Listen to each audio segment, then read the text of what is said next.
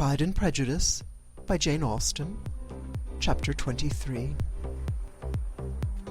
Elizabeth was sitting with her mother and sisters, reflecting on what she had heard, and doubting whether she were authorized to mention it, when Sir William Lucas himself appeared, sent by his daughter to announce her engagement to the family. With many compliments to them, and much self-congratulation on the prospect of a connection between the houses, he unfolded the matter, to an audience not merely wondering, but incredulous. For Mrs. Bennet, with more perseverance than politeness, protested he must be entirely mistaken. And Lydia, always unguarded and often uncivil, boisterously exclaimed, "Good Lord! Sir William, how can you tell such a story? Do you not know that Mr. Collins wants to marry Lizzie?" Nothing less than the complaisance of a courtier could have borne without anger such treatment.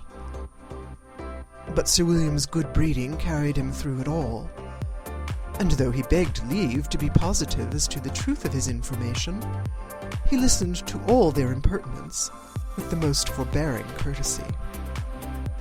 Elizabeth, feeling it incumbent on her to relieve him from so unpleasant a situation, now put herself forward to confirm his account by mentioning her prior knowledge of it from Charlotte herself, and endeavoured to put a stop to the exclamations of her mother and sisters by the earnestness of her congratulations to Sir William, in which she was readily joined by Jane, and by making a variety of remarks on the happiness that might be expected from the match, the excellent character of Mr. Collins, and the convenient distance of Hunsford from London. Mrs. Bennet was in fact too much overpowered to say a great deal while Sir William remained, but no sooner had he left them than her feelings found a rapid vent. In the first place, she persisted in disbelieving the whole of the matter.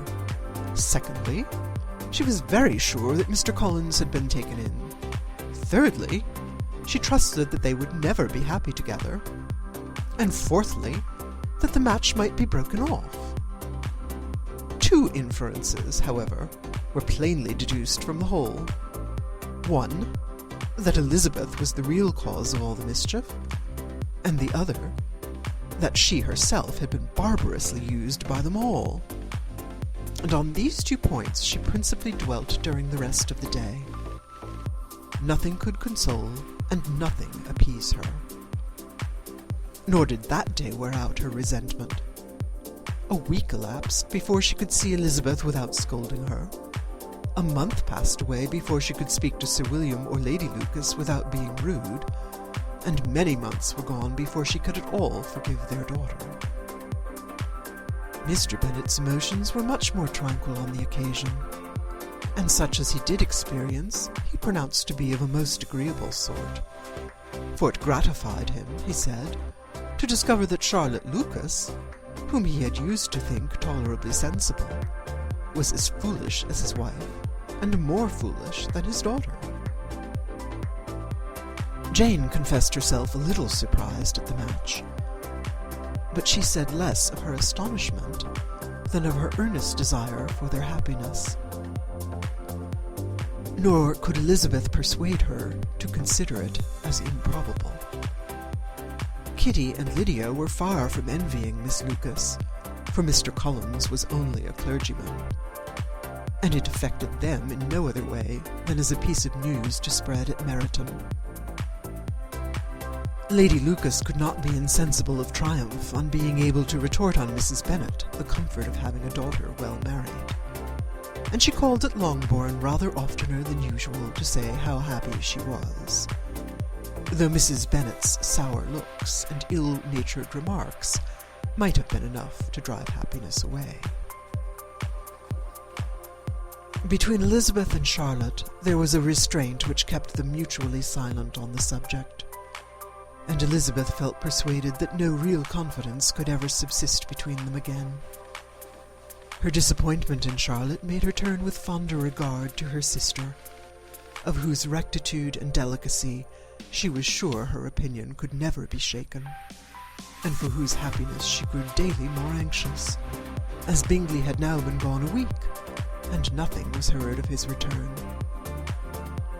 Jane had sent Caroline an early answer to her letter, and was counting the days till she might reasonably hope to hear again. The promised letter of thanks from Mr. Collins arrived on Tuesday, addressed to their father, and written with all the solemnity of gratitude which a 12 months' abode with the family might have prompted. After discharging his conscience on that head, he proceeded to inform them, with many rapturous expressions, of his happiness in having obtained the affection of their amiable neighbour, Miss Lucas, and then explained that it was merely with the view of enjoying her society that he had been so ready to close with their kind wish of seeing him again at Longbourn, whither he hoped to be able to return on Monday fortnight. For Lady Catherine, he added, so heartily approved his marriage, that she wished it to take place as soon as possible, which he trusted would be an unanswerable argument with his amiable Charlotte to name an early day for making him the happiest of men. Mr. Collins' return into Hertfordshire was no longer a matter of pleasure to Mrs. Bennet. On the contrary, she was as much disposed to complain of it as her husband. It was very strange that he should come to Longbourn instead of Lucas Lodge. It was also very inconvenient and exceedingly troublesome. She hated having visitors in the house while her health was so indifferent, and lovers were, of all people, the most disagreeable. Such were the gentle murmurs of Mrs. Bennet, and they gave way only to the greater distress of Mr. Bingley's continued absence. Neither Jane nor Elizabeth was comfortable on the subject. Day after day passed away without bringing any other tidings of him than the report which shortly prevailed in Meryton of his coming no more to Netherfield the whole winter, a report which highly incensed Mrs. Bennet, and which she never failed to contradict as a most scandalous falsehood. Even Elizabeth began to fear, not that Bingley was indifferent, but that his two sisters would be successful in keeping him away. Unwilling as she was to admit an idea so destructive to Jane's happiness, and so dishonourable to the stability of her lover, she could not prevent its frequently recurring. The united efforts of his two unfeeling sisters, and of his overpowering friend, assisted by the attractions of Miss Darcy and the amusements of London, might be too much, she feared, for the strength of his attachment. As for Jane, her anxiety under this suspense was, of course, more painful than Elizabeth's. But whatever she felt, she was desirous of concealing, and between herself and Elizabeth, therefore, the subject was never alluded to. But as no such delicacy restrained her mother, an hour seldom passed in which she did not talk of Bingley, express her impatience for his arrival, or even require Jane to confess that if he did not come back, she should think herself very ill-used. It needed all Jane's steady mildness to bear these attacks with tolerable tranquillity. Mr. Collins returned most punctually on the Monday fortnight, but his reception at Longbourn was not so gracious as it had been on his first introduction. He was too happy, however, to need much attention, and luckily for the others, the business of love-making relieved them from a great deal of his company. The chief of every day was spent by him at Lucas Lodge, and he sometimes returned to Longbourn only in time to make an apology for his absence before the family went to bed. Mrs. Bennet was really in a most pitiable state. The very mention of anything concerning the match threw her into an agony of ill-humour, and wherever she went, she was sure of hearing it talked of.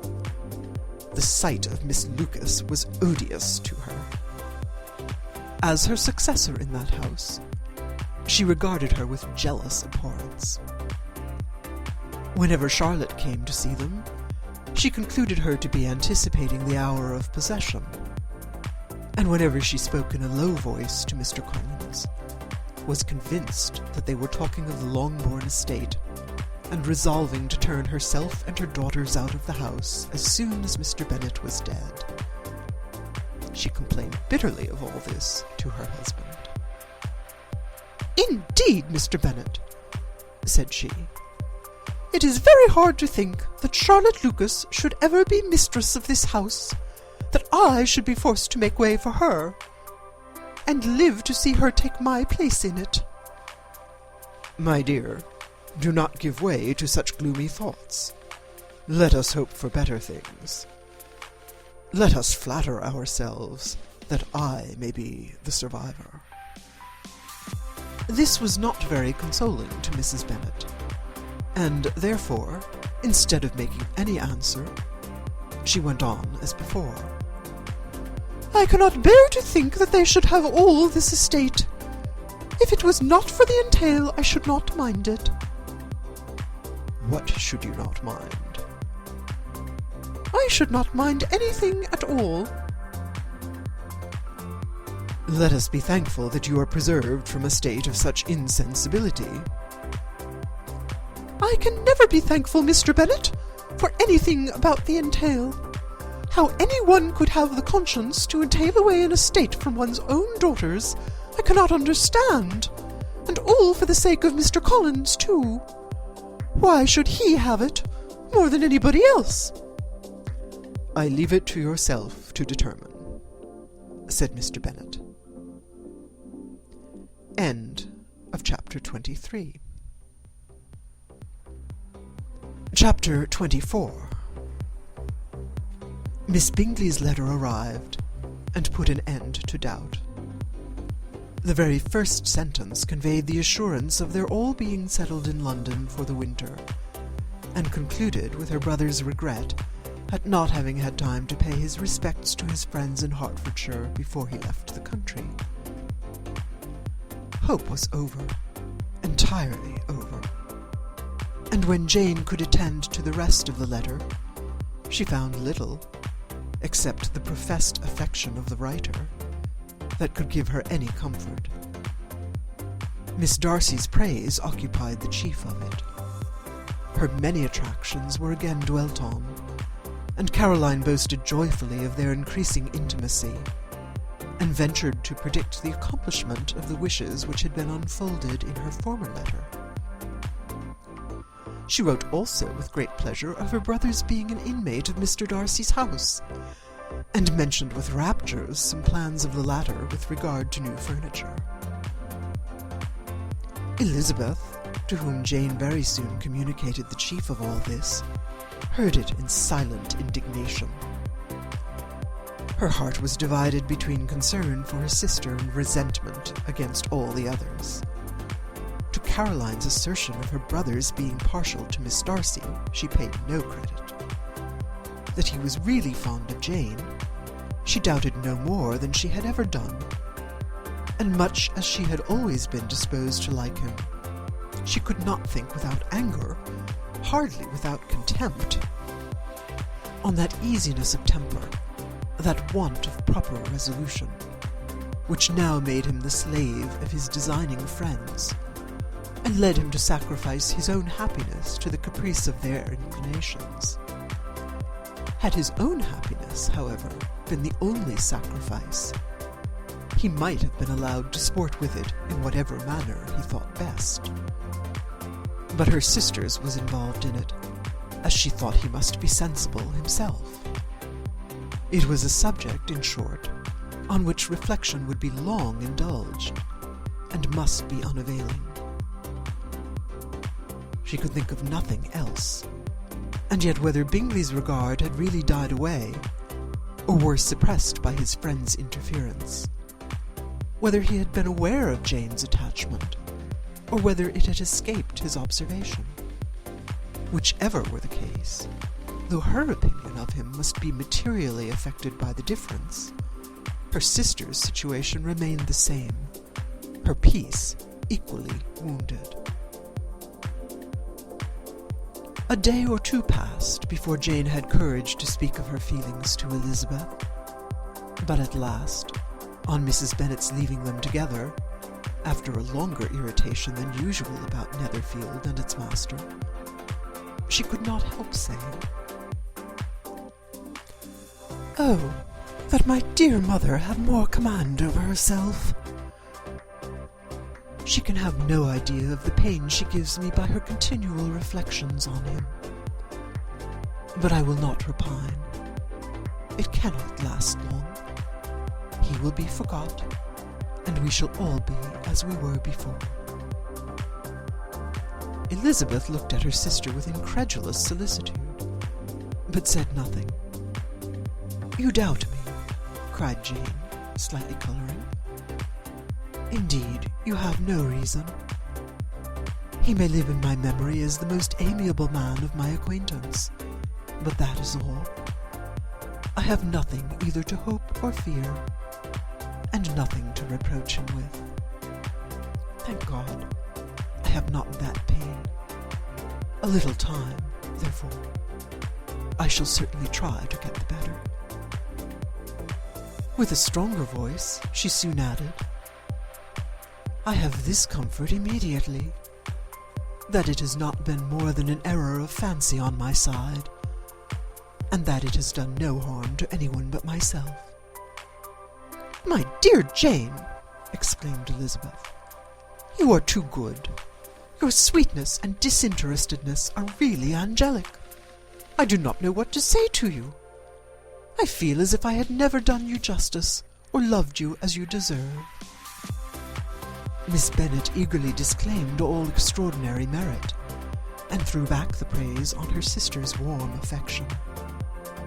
"Nay," said Elizabeth, "this is not fair. You wish to think all the world respectable, and are hurt if I speak ill of anybody.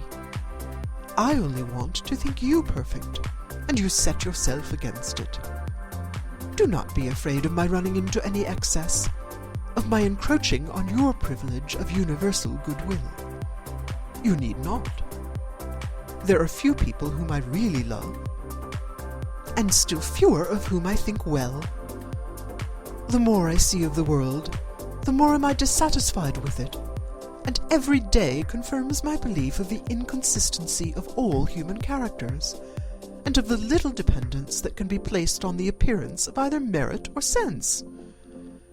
I have met with 2 instances lately. One I will not mention. The other is Charlotte's marriage. It is unaccountable. In every view it is unaccountable." "My dear Lizzie, do not give way to such feelings as these. They will ruin your happiness. You do not make allowance enough for difference of situation and temper. Consider Mr. Cullen's respectability, and Charlotte's prudent, steady character. Remember that she is one of a large family, that, as to fortune, it is a most eligible match, and be ready to believe, for everybody's sake, that she may feel something like regard and esteem for our cousin. To oblige you, I would try to believe almost anything, but no one else could be benefited by such a belief as this. For were I persuaded that Charlotte had any regard for him, I should only think worse of her understanding than I now do of her heart. My dear Jane, Mr. Collins is a conceited, pompous, narrow-minded, silly man. You know he is, as well as I do, and you must feel, as well as I do, that the woman who marries him cannot have a proper way of thinking. You shall not defend her, though it is Charlotte Lucas. You shall not, for the sake of one individual, change the meaning of principle and integrity, nor endeavour to persuade yourself or me that selfishness is prudence, and insensibility of danger security for happiness. I must think your language too strong in speaking of both, replied Jane, and I hope you will be convinced of it by seeing them happy together. But enough of this. You alluded to something else. You mentioned 2 instances. I cannot understand you, but I entreat you, dear Lizzie, not to pain me by thinking that person to blame, and saying your opinion of him is sunk. We must not be so ready to fancy ourselves intentionally injured. We must not expect a lively young man to be always so guarded and circumspect. It is very often nothing but our own vanity that deceives us. Women fancy admiration means more than it does. And men take care that they should. If it is designedly done, they cannot be justified. But I have no idea of there being so much design in the world as some persons imagine. I am far from attributing any part of Mr. Bingley's conduct to design, said Elizabeth. But without scheming to do wrong or to make others unhappy, there may be error, and there may be misery.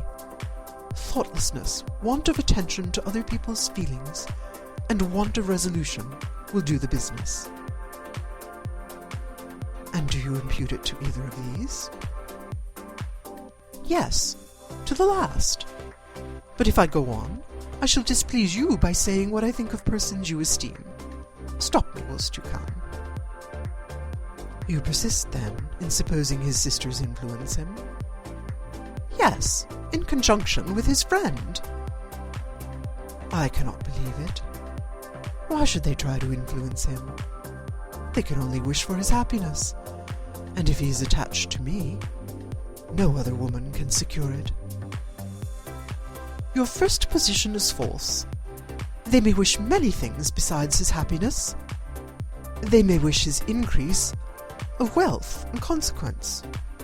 They may wish him to marry a girl who has all the importance of money, great connections, and pride. Beyond a doubt, they do wish him to choose Miss Darcy, replied Jane. But this may be from better feelings than you are supposing. They have known her much longer than they have known me.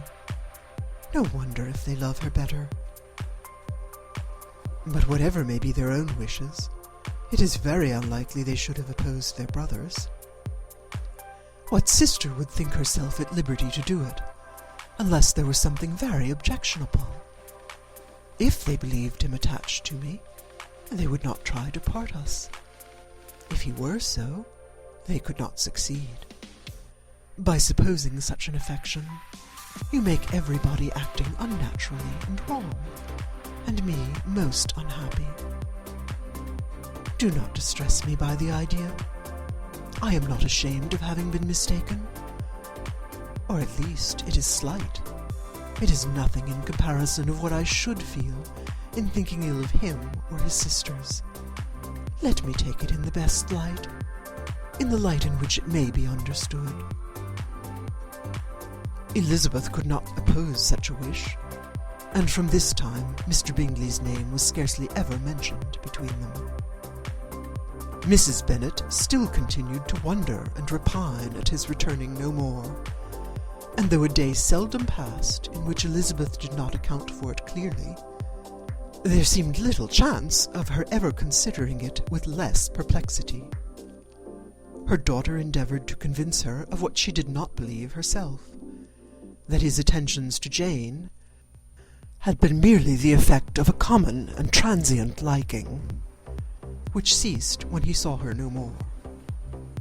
But though the probability of the statement was admitted at the time, she had the same story to repeat every day.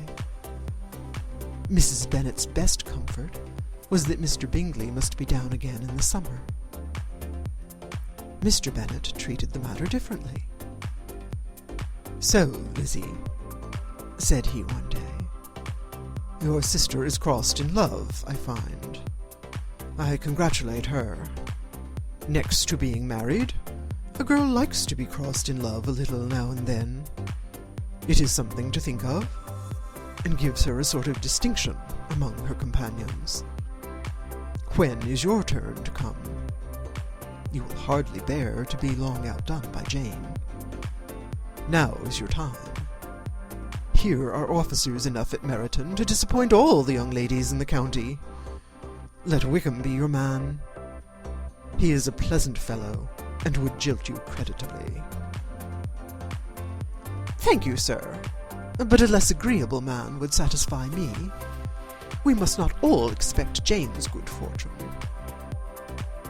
"True," said Mr. Bennet, "but it is a comfort to think that whatever of that kind may befall you, you have an affectionate mother who will always make the most of it."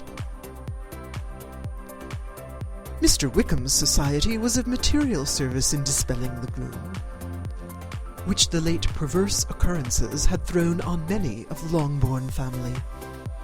They saw him often, and to his other recommendations was now added that of general unreserve.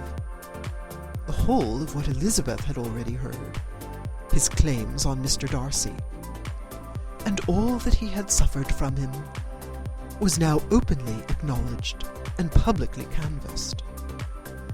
And everybody was pleased to think how much they had always disliked Mr. Darcy before they had known anything of the matter.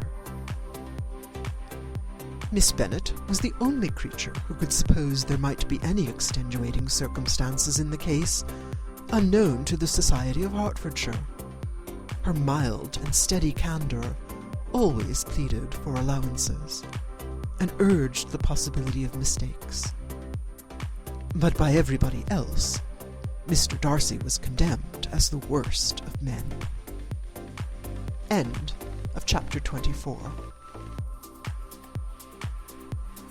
Chapter 25.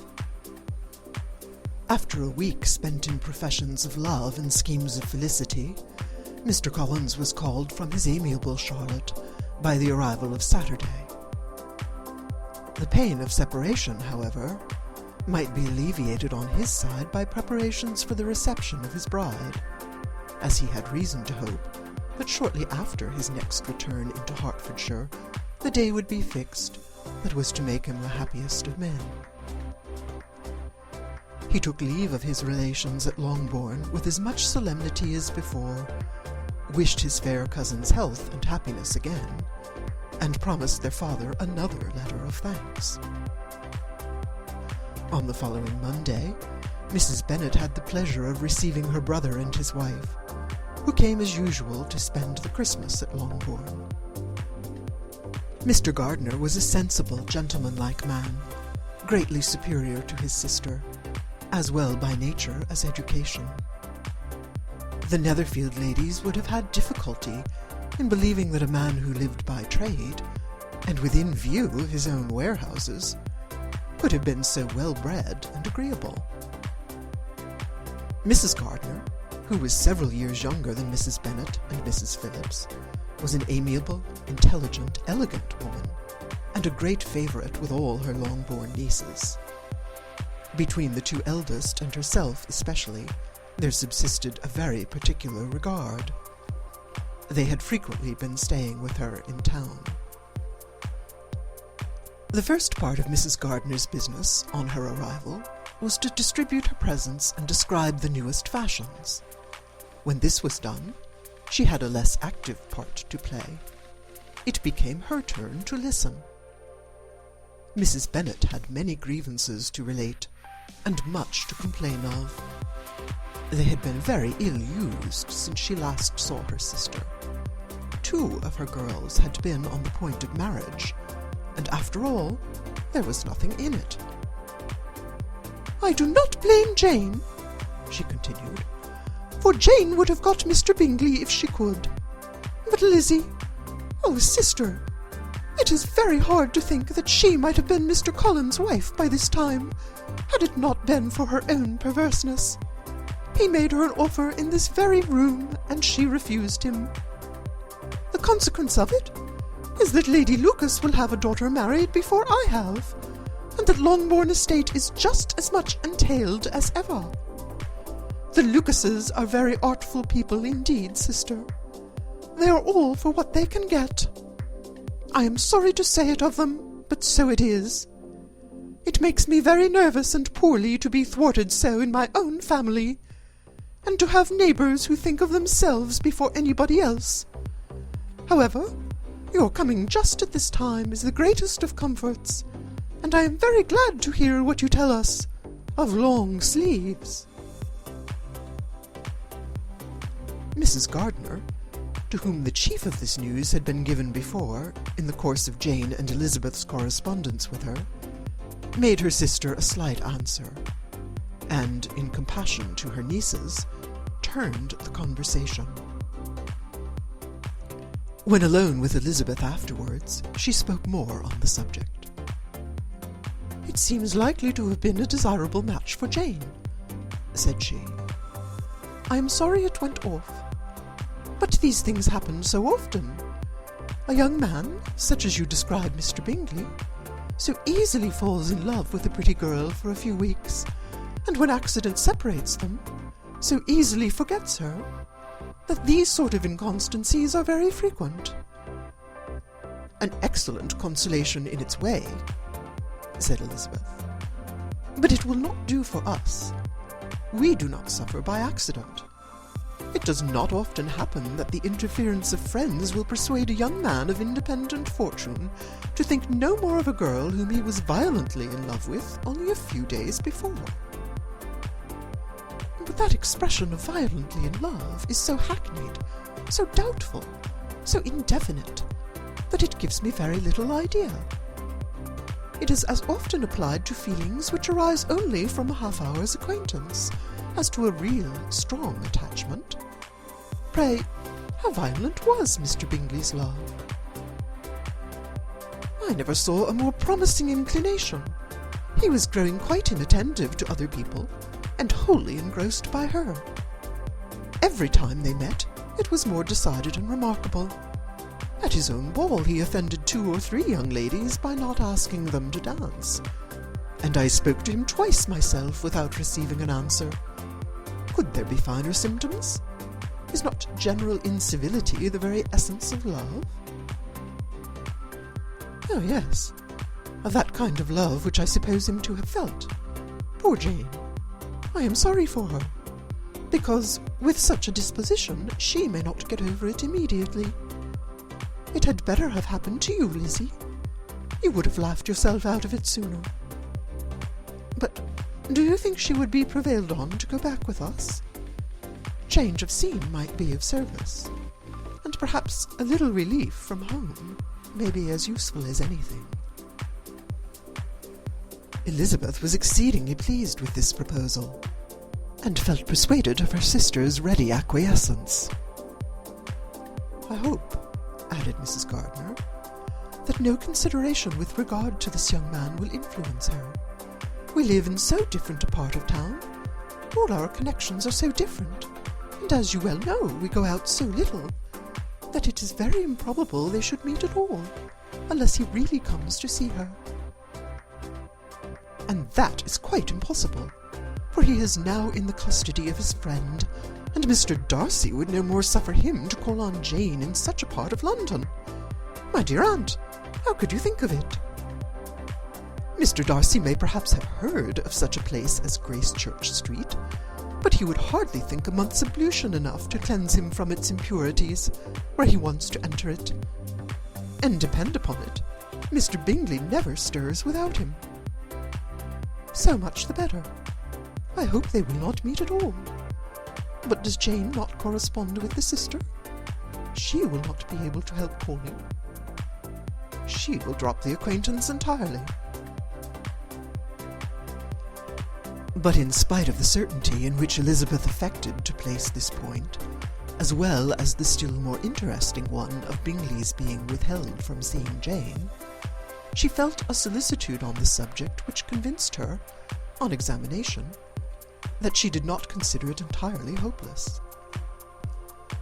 It was possible, and sometimes she thought it probable, that his affection might be reanimated, and the influence of his friend successfully combated by the more natural influence of Jane's attractions. Miss Bennet accepted her aunt's invitation with pleasure, and the Bingleys were no otherwise in her thoughts at the same time than as she hoped that by Caroline's not living in the same house with her brother, she might occasionally spend a morning with her, without any danger of seeing him. The Gardiners stayed a week at Longbourn, and what with the Phillipses, the Lucases, and the officers, there was not a day without its engagement. Mrs. Bennet had so carefully provided for the entertainment of her brother and sister that they did not once sit down to a family dinner. When the engagement was for home, some of the officers always made part of it, of which officers Mr. Wickham was sure to be one.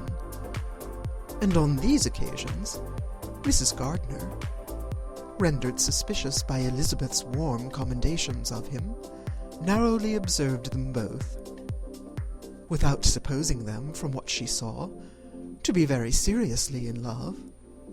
Their preference of each other was plain enough to make her a little uneasy, and she resolved to speak to Elizabeth on the subject before she left Hertfordshire, and represent to her the imprudence of encouraging such an attachment. To Mrs. Gardiner, Wickham had one means of affording pleasure, unconnected with his general powers. About 10 or a dozen years ago, before her marriage, she had spent a considerable time in that very part of Derbyshire to which he belonged. They had, therefore, many acquaintance in common, and though Wickham had been little there since the death of Darcy's father, 5 years before, it was yet in his power to give her fresher intelligence of her former friends than she had been in the way of procuring. Mrs. Gardiner had seen Pemberley, and known the late Mr. Darcy by character perfectly well. Here, consequently, was an inexhaustible subject of discourse. In comparing her recollection of Pemberley with the minute description which Wickham could give, and in bestowing her tribute of praise on the character of its late possessor, she was delighting both him and herself. On being made acquainted with the present Mr. Darcy's treatment of him, she tried to remember something of that gentleman's reputed disposition when quite a lad, which might agree with it, and was confident at last that she recollected having heard Mr. Fitzwilliam Darcy formerly spoken of as a very proud, ill-natured boy. End of chapter 25.